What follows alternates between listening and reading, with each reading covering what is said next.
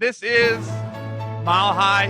We have to do it better in order to move people along. Up, down, inside out. If you get your mind right, it is not. It is a receiver of thought. because love is my first technique.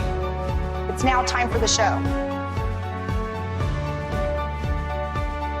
Welcome to the Mile High Podcast. This is your host, Daniel Knowles. Thank you for tuning in and subscribing.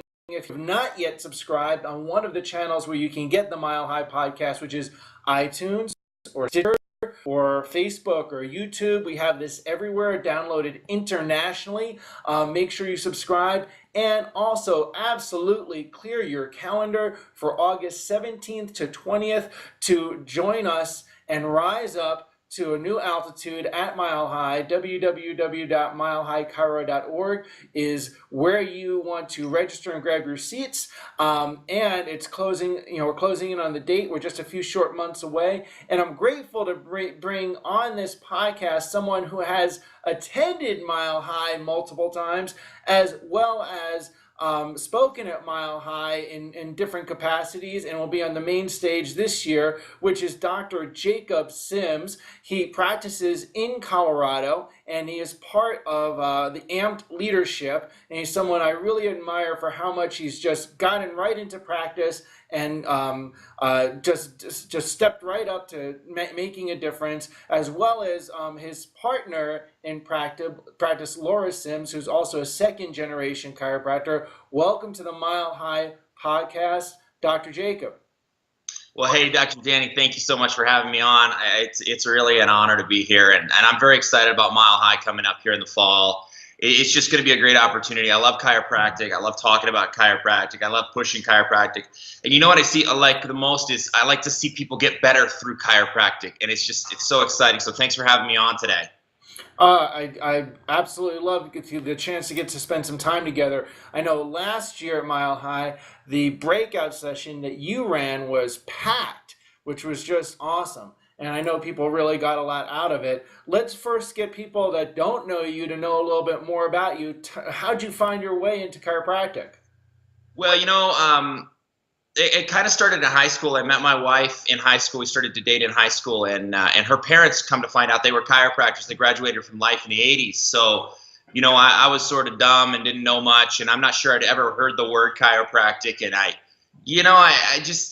liked her a lot. So I sort of wanted to kind of get this thing, this chiropractic thing understood a little bit more. And at the time I wrestled, and I got hurt a few times, and anybody that's wrestled, they know how it kind of wrenches on the neck and it can cause injury. And I had some shoulder injuries, elbow, neck, and stuff like that. But I thought I was good, but I couldn't turn my head over my left shoulder when I was changing lanes, but I thought I was really good. And my elbow hurt and my shoulder hurt, and I was only 17, but I thought I was fine. You know how the story goes. Anyways, so one day I think it was her dad, it could have been her mother, I don't remember for sure, but one of them said, look, why don't we start adjusting you, like just kind of like an easy, gentle push me into getting adjusted.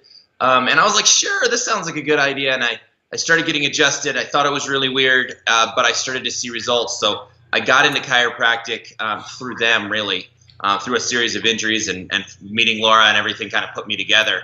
And then come to find out, Laura wanted to go to Life University, and she's like, well, I'm going. If you want to come, you can come along. And I said, well, I guess I ought to. I don't want you to leave me. So I decided to go. I went to university. I'm like, man, what is this? The South thing? And there's cars everywhere, and there's crazy people, and if you're not driving 95 miles an hour, you're standing still on the highway. And I was like, wow, kind of culture shocked. But, we went to Life University, and I met most of the people I know now down there that I'm still in contact with. And, Dr. Michael Viscarelli, I've been friends with him forever. And, he's with Dr. Jeremy Hess, he founded AMP. But I mean, we're buddies. We're really tight. And chiropractic's really changed my life big time, with my health, but just with everything, with my career, with my kids. All three of my kids were adjusted, minutes after being born. They were born at home in a water tub. We had unassisted births, and it was amazing. So chiropractic's really been awesome. So we've got a practice in Montrose, Colorado. We started that last year, and I've had a practice in Gunnison, Crested Butte area here for about 9 years, and we've We've just done a lot of work with the community. It's been a lot of fun. We've seen a lot of things shifting and changing. But the bottom line and the cool thing is we've seen so many people get better through just adjusting them. And I'm a big fan of just adjusting. Chiropractic's enough, and it helps people get better. It's amazing. It helps them get better from so many things, and I love it. So, that's a little bit of a background. I got 3 little girls, 2, 6, and 8, and they could run through here at any moment in time. So you'll get the chiropractic and home family interviews and stuff like that. But it's been great. It's been chiropractic has really treated me well, and it's been fun. And how long has it been since you graduated?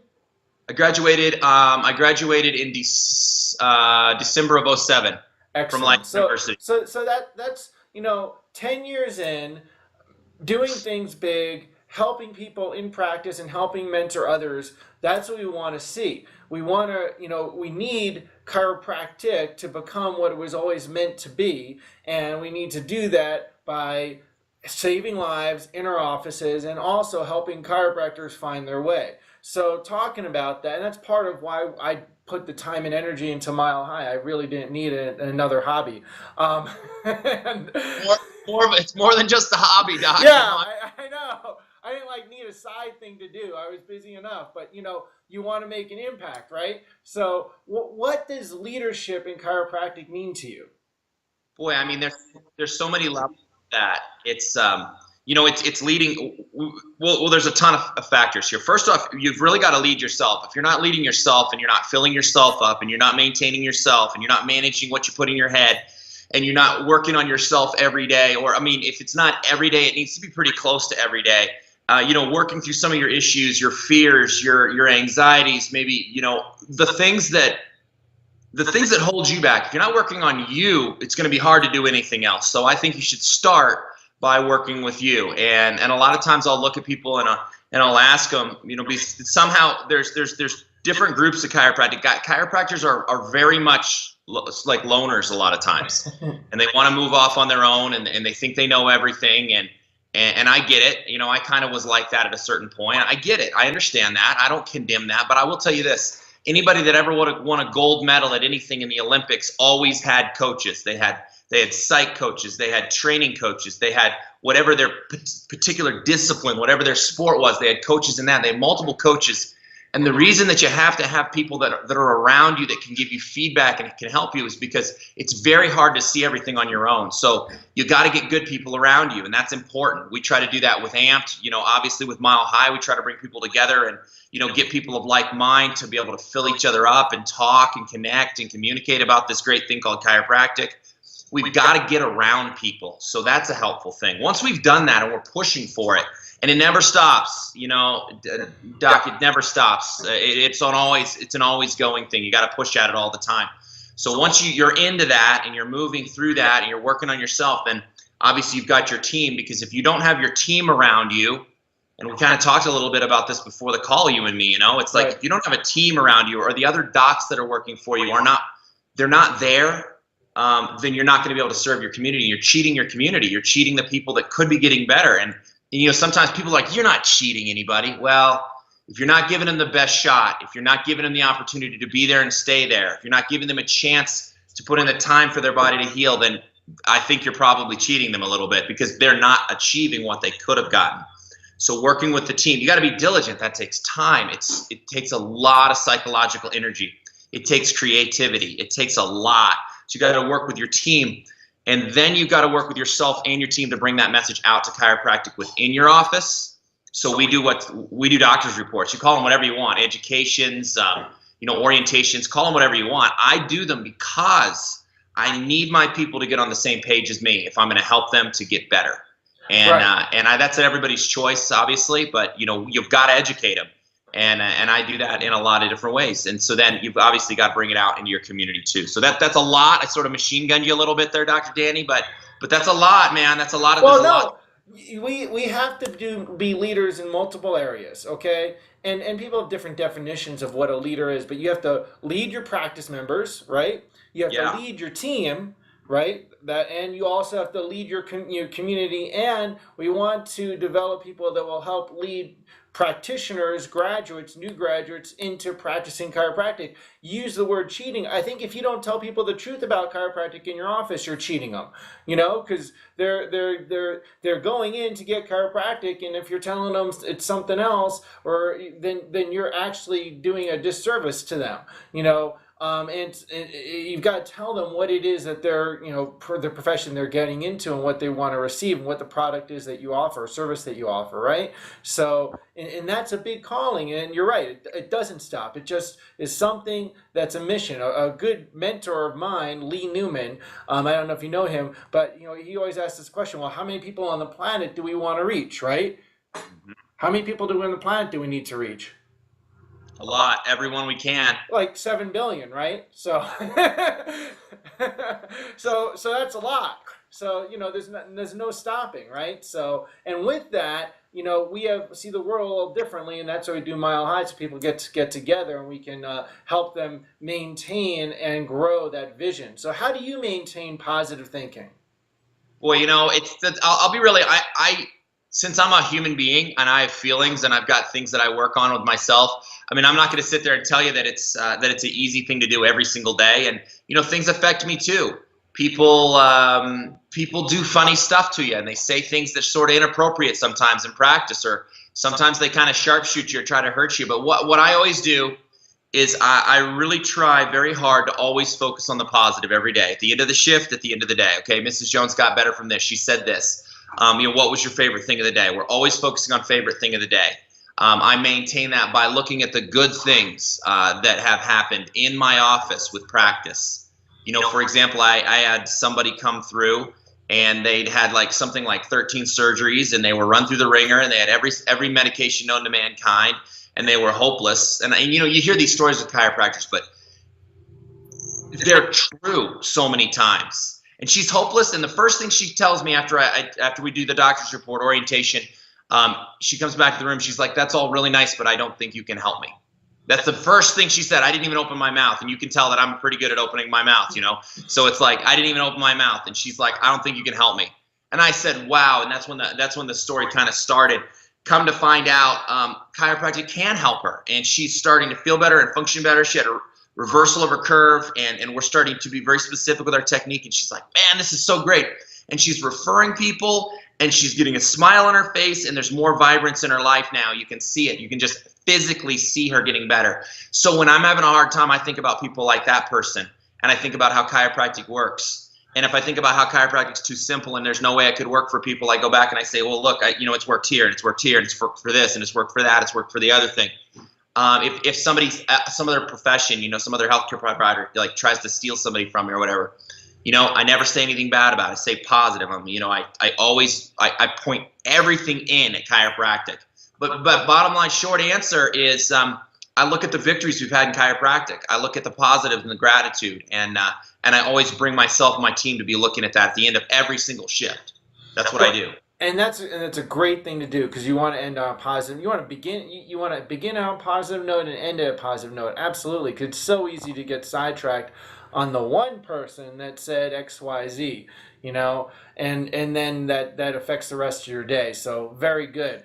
And with your office, like you mentioned doctor's reports, you mentioned classes. What do you think are some keys for people to educate the public about chiropractic in their office? How do you help people understand what chiropractic is? Well, I break it down. You know, I mean, I'll speak for myself. I break it down. We have these big posters of the spine, and you know, I sit people down and I simply talk. I mean, we do it in a group set. I'll do it both ways. So I'll do it in a group setting, but you know, for whatever reason, if there's just one person, I do one person. It's fine with me. I don't care. I'm there to help people one person at a time. You know, so what I do is I just explain it simple. You know, they have to understand the basics. And I hope I'm not educating any chiropractors when I say this, but I mean, they got to understand the subluxation. That's what we do. We find it and we remove it. So they really need to understand subluxation and what that does to the body. And I try to paint a picture of what a subluxation can do and why that subluxation can go in there and put pressure on a nerve, and why that can make such a huge effect on the body. It's really cool. So one of the ways that I help people to understand it is I just simply tell them the story of chiropractic. They always get and this is jumping a little bit backward, but they get a tour in our office that includes a very small snippet about the Palmers and how chiropractic came to be and Harvey Lillard and all these things. So they're kind of getting a big picture from the beginning. But I paint that picture of what chiropractic is. I talk about the subluxation. And then this is, I think, probably the most important thing is I set their expectation. And I set their expectation. I talk about what it's going to look like through my office process. How is the adjustment going to look? How are we going to assess progress? How long are things probably going to take? And I'm a big maintenance guy. I'm like the older term wellness. I'm a big wellness guy. So as soon as you're through with your corrective care process, whatever you call that, I tell them about me. I'm getting adjusted every week, no matter what, sometimes twice. It helps me to feel better, function better, boost my immunity. I tell them about me. I tell them about the team. I tell them about my family. They need to know you're doing this too. Because if you ever get the question, and I have a few times, so I won't sit here and lie to you. If you ever get the question, hey doc, do you get adjusted too? Then there's a really big void in the office. You'd think it's a given, but you're like, really? Yes, I do get adjusted. This thing called chiropractic does work, and I do it too.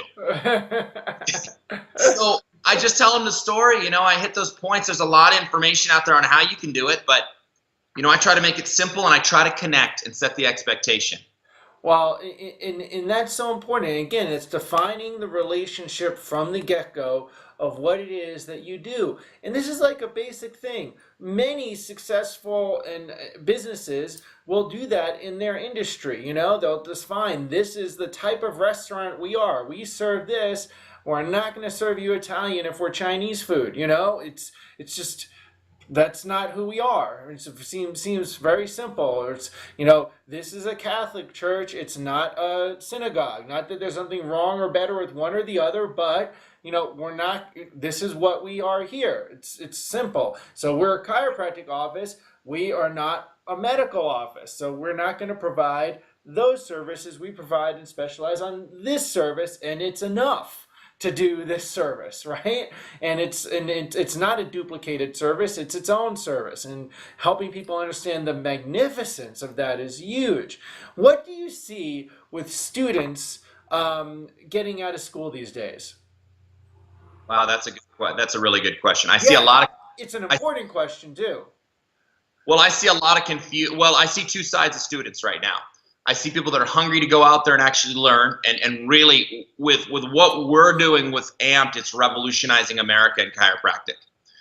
We've got an AMPed map right now that shows all the offices popping up, and it's phenomenal. It's amazing. And I'm not talking just offices that hang up a shingle, that they wear the T-shirt and say, hey, I'm cool. I'm talking about people that are making a difference.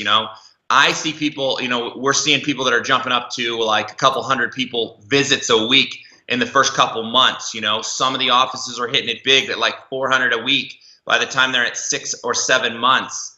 By their first year, most people are achieving dreams most chiropractors maybe never achieve, because they're on fire, man. They're on fire for this thing, and they're on fire for it. You got to have more than just the heart. You got to have the training and the education to be able to reach people. I tell people a lot of times, chiropractic isn't even about chiropractic. It's about communication. It's about dealing with the public. It's about connecting with them and telling them why this thing is so good, because if you can't tell them, then you can't even get them through your doors. So there's this on fire side of people that are coming out of school, and it's awesome. And then there's the other side of them, and there's this false sense of like almost confidence maybe, and they think that they can just go out there and they don't want to push. They've got this doctor syndrome, and they don't want to push, and they don't want to listen, and they don't want to train other than to get their degree. And you know what? I guess I don't judge people. I do sometimes if I'm really honest, but I really try not to, because I was one of those people. So I understand what that's like. But really I was just kind of lost inside, and I was a little bit desperate. But I have a real heart to help people to achieve their dreams, because you've already spent $150,000 to $250,000 on getting your degree. You obviously want to help people, and you obviously need to be successful. And success is seeing people, seeing them get better, and making money in practice, because all of those things are okay. It's okay to see a lot of people. It just is. If you need to, people say this and they're like, well, you see too many people. I'm like, well, if you see too many people and you feel like the quality of care is going down, hire somebody to help you. I mean, you can always see more people. And so there's those two sides, but we're seeing more and more of this on fire side for chiropractic, Dr. Danny, and it's awesome because they are pressing. I was just up at Northwestern up in Minnesota, and we're building there.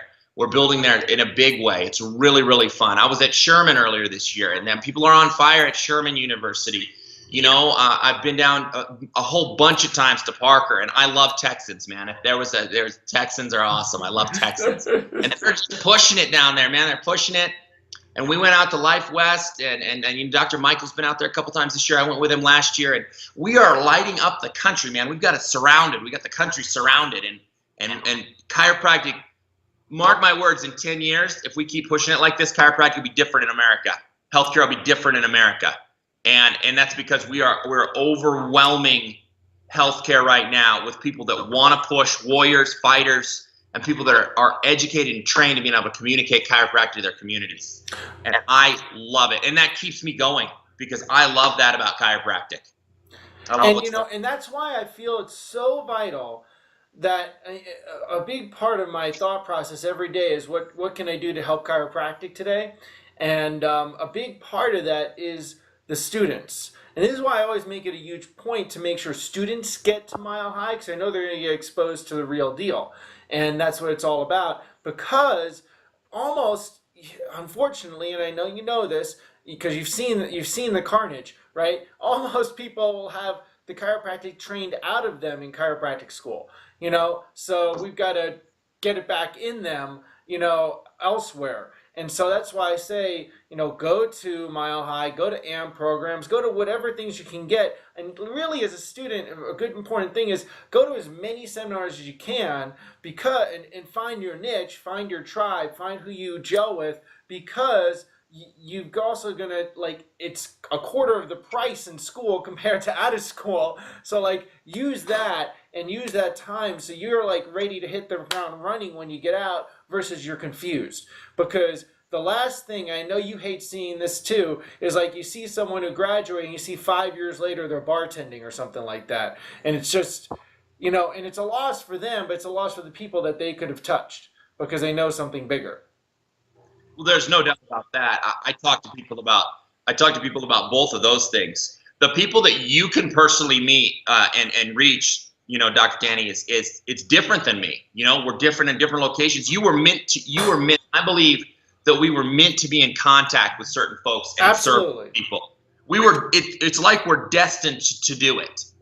And so we can see, the thing is there's a destiny, but there's a free choice too. We can choose to forego that because we didn't push hard enough. And a lot of people get really surprised. It's like a 2x4 to the face. And they're like, there's no way that this success could possibly be this hard.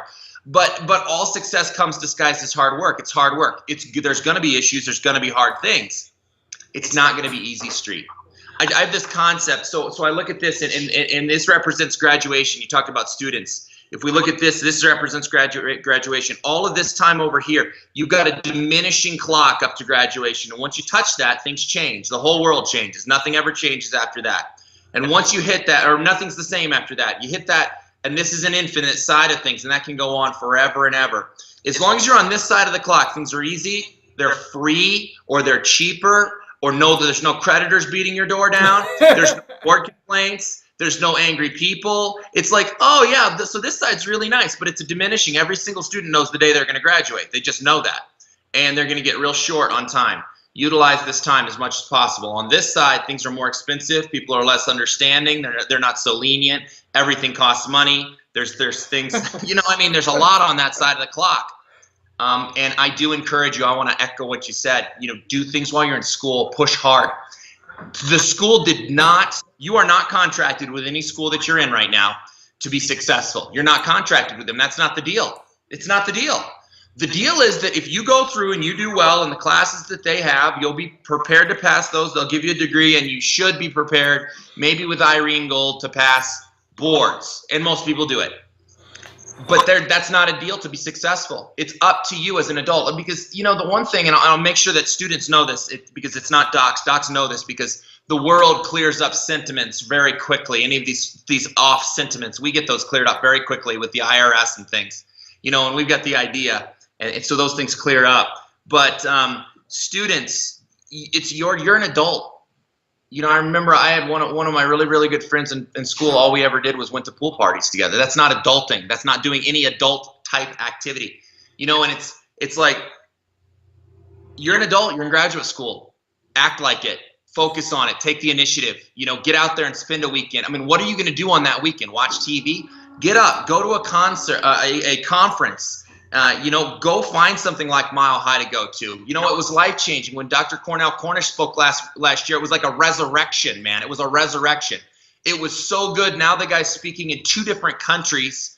He's been asked to speak in different places. And I mean, he's a really good friend of mine. It resurrected me a little bit. And I know the guy. I mean, I know the guy's baggage. I know the guy's stories. I go out to eat with the guy late at night. I know this guy. So there's not really a lot of surprises. This guy brought the thunder at Mile High last year. It's like, get up and do something for yourself, because I'll tell you this. I run into this attitude sometimes, and they're like, you just want me to do it so you can get attendance, Dr. Danny Knowles, at your Mile High. No, you know what? It doesn't do you any good to have attendance. Who cares? They're invested in their own success with their practice and their future. That's why they should come to Mile High. That's why they should go and do things. It's about them. They are investing in them. It doesn't affect you or me. It doesn't. Well, I'll tell you something. I noticed that lots of different programs. There's lots of great programs in chiropractic that students need to plug into. Okay, I noticed a lot of them. There'll be $200 or $300 or $400 for a student to go to. Like, we do Mile High. I keep it at $50 for a student, because I want them. I want them to have a low barrier that they've got to commit to going, but I want them to be there because it's going to impact their future. I want them to get exposed to real chiropractic and real information. Like Zeus, he rocked it. It was like, the thunderbolt that was heard around the world that time. it was intense. And that's why I know AMP does a lot of free programs, because they want students to get exposed, because they're not getting it elsewhere, and you've got to get them dipped in it, So so what's the advice to chiropractic students that you give them? That's a ton. I give tons and tons of advice, but if I were to say just give one thing, I'd say maybe this may count as 2 things, but have an open mind, have a very open mind. That's important, and get rid of your pride. Those 2 things are really important, because if you got a closed mind, you're not going to seek anything, and if you got pride, it's going to shut you off from almost anything else. So, you need to do some introspection, look at yourself. And get rid of pride and have an open mind when you do things. You never know what somebody's going to say to you that might change your life. And if you're prideful, you're not going to hear it. And if you're shut off because you have a closed mind, then you're only hurting yourself. So those are 2 things that I tell students. I tell that to docs. I tell that to me. I tell that to everybody. It's like, just really try to have an open mind. And every single person in the world deals with pride. So we got to crush that down as much as possible. Yeah, and I'll tell you this. I'll say one more thing now, because I'm standing here. I do my podcast. I've got my laptop. It's actually stacked on a couple of green books. I've got The Science of Chiropractic. I've got The Bigness of the Fellow Within, and I've got Up from Below the Bottom. Right here under this. And I'm looking at a picture of BJ Palmer behind you here. And then I've got a picture of Spears Sanitarium. Spears Hospital? You know about that? That was up there at Mount Horeb, is that right? No. Spears Hospital is the only chiropractic hospital that ever existed. It was in Denver, Colorado. I didn't know that. That's new. You gotta look it up. Go, after we get off, look up Spears Chiropractic Hospital. It's amazing. This guy had a 600-bed hospital in Denver. It was the D.D. Palmer building. I'm looking at the old picture of it because somebody gifted me the picture that was in the hospital. And he did great things for chiropractic in there. It actually ran until the 80s, believe it or not. So wow. I'm sure you could ask your wife's parents about it. They'll know all about it because it was like a mind. But anyway, like the thing I'd say for students is expand your vision. This guy got out and he built in Colorado a 600-bed chiropractic hospital, right? Right, and he fought the medical societies. If I remember right, it was a $12 million battle to stay open, and those dollars in the 50s. Wow. Right? Because medical societies always wanted them to close. So like expand your vision, right? Like we're doing rinky dink compared to compared to BJ Palmer or Spears or Gonstead. We're like not doing any, we're doing rinky dink compared to the tools the tools we have, like computer, internet. They had nothing. They were doing Stone Age chiropractic communication. BJ got the radio station. So like I'd say students get a bigger vision and help the message go out, right? Yes, I agree. Yeah. I love it, man. So, last things. You had a favorite quote here. Let's wrap up with that because I thought it was stellar. You said, "What we do in life echoes in eternity." Why do you like that, or tell me what that means to you? Well, I mean, it's from Marcus Aurelius. I learned it from watching the movie Gladiator, which I think is great. I love movies where somebody's fighting for a cause, like the movie. I love the movie 300. I like Braveheart. Gladiator's a great movie, and I just I look at that because what you're doing is I like it because what it really means is that your actions today will have a carrying effect. There's a ripple effect, and there's always going to be more and more effect that you make on someone's life, and you don't know what that is. And we somehow we judge that, we look at it, we assess it, we're like, I don't know, this is what's going to happen. We don't know what's going to happen. Give it your best, help as many people as you can, and you just don't know what kind of carrying effect that'll have and how that will carry on. And the way that it could echo in eternity is that you help somebody today that's on their deathbed. They get healthy, they grow up, they have kids, those kids grow up, and all of those generations can come from that one person that got healthy and it was able to live a real normal life. And you don't know if those people are going to go be chiropractors, or they're going to be leaders, or they're going to be warriors, or they're going to do some huge thing in the future that's going to help. And we may be dead and gone at that point in time, but you know what? Those people will be here. And it's possible that we affected the way that life came into being, or have the direction of how that person's going. And that may seem a little far out there, man, but I'm telling you what, some of the people that I've seen get better. I'll tell you one, I've had more than one person, I don't know if you've experienced this, come to me and say, you didn't know this, but I was suicidal. Oh, yeah. And I got adjusted and I started feeling better, and now I'm not dead because I was going to kill myself. That's echoing in eternity, man, because those people are alive right now. Yep. And what they will produce and their kids produce, every single adjustment changes destiny. Every single adjustment changes the future. So, yes. And we need more chiropractors that really get the bigness of what it is that we do. Because guess what? The people that went to jail for chiropractic, I don't think they did it because they thought like this was a better solution for back pain. I don't think that's why they went to jail. Like, hey, we had the best thing to help back pain ever. I'm going to go to jail for it. I'm not going to jail for back pain, man. That's a good enough cause. Yeah, exactly. So there's something more that they saw than that, right? So we got to help chiropractic students see that. So, dude, thank you for all you do. Thank you for bringing Real Tick to Colorado. We need more people like you in the Mile High State because, I don't know if you've noticed it, but this state is now like a hub for chiropractic. It wasn't 20 years ago, but it really is. And so I'm glad that people like you, Viscarelli, Joel Kinch, myself, others, are holding that space, Chadwick Hawk, that like, hey, this is a new mecca for chiropractic, not just the Southeast and Northeast, or the West Coast. We're dead center, man. We're going to spread now to everything in the whole country. It's going to be amazing. Dude, that's how I see it. That's it. This is the center of chiropractic. So, that's right. Awesome.